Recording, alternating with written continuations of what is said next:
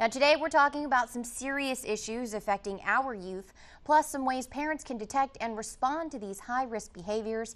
Here with me is Drew Reed, representing the Paul Anderson Youth Home. Good morning, Drew. Good morning. How are you? I am well. How are you? I'm doing really well. Good. Welcome to the show. Thanks for having me. We've got a lot to get through this morning. Tell us first what the Paul Anderson Youth Home is all about. Well, the Paul Anderson Youth Home is an organization that works with 16 to 20-year-old boys who are at risk. So they're facing legal charges or they're at risk of having some legal charges. Now, how did you get involved with this organization? I started out volunteering with them over 20 years ago and really just kind of fell in love with the mission of the home, which was to help youth who needed a second chance. So that second chance, seeing change take place, it's pretty magical. Would you say this is kind of an alternative to, like a juvenile type facility, or how does it work? What are some of the programs? It is. I mean, we are an alternative to jail, really, and that's quite simply it. But it's youth that are at risk, and so we are working with them academically, mentally. We're dealing with some emotional issues as well, and we're dealing with drug addiction as well. So it's an 18-month program that's geared towards how do you get this young man back on track so that he can be an asset to society rather than a liability. And where do you find these young men? How do they qualify for this program? So they come from all over the country. 60% are from the state of Georgia, so places like Middle Georgia, Chatham County, Atlanta, obviously the larger population areas.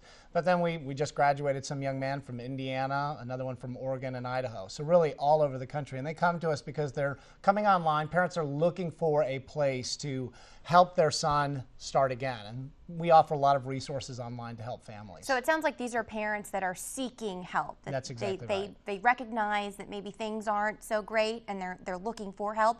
Tell our folks at home what some of these issues are and how they can maybe detect and respond to these behaviors. Well, youth today are called the lost generation, and I think there's some obligation that adults today have.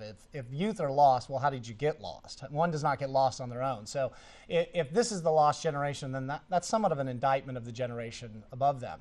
So with that, I think as adults, we need to be recognizing, okay, why is my son, why is my daughter acting the way that they are? Youth do things with people. I mean, human beings are relational. So right. They do things because of people, but they do them with people. So some signs that your child may be struggling is their behavior changing radically? Do they get a new set of friends? Do things that used to interest them no longer interest them anymore? And so as parents, you have to be attuned to what's going on with my son, what's going on with my daughter, and why. Asking the question why is a really simple question to ask. And then how do you address those issues once you recognize them? Well, often if you wait too long with youth today, then you really are behind the ball.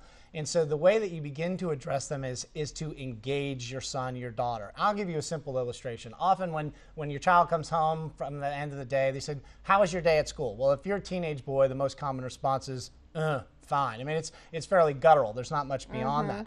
And a simple way to change that conversation is, tell me about your day. It's just one word different. It's instead of how was your day, tell me about your day. So engaging your child and asking them, getting the conversation where it's open-ended, allows you to have some opportunities to find out what's going on.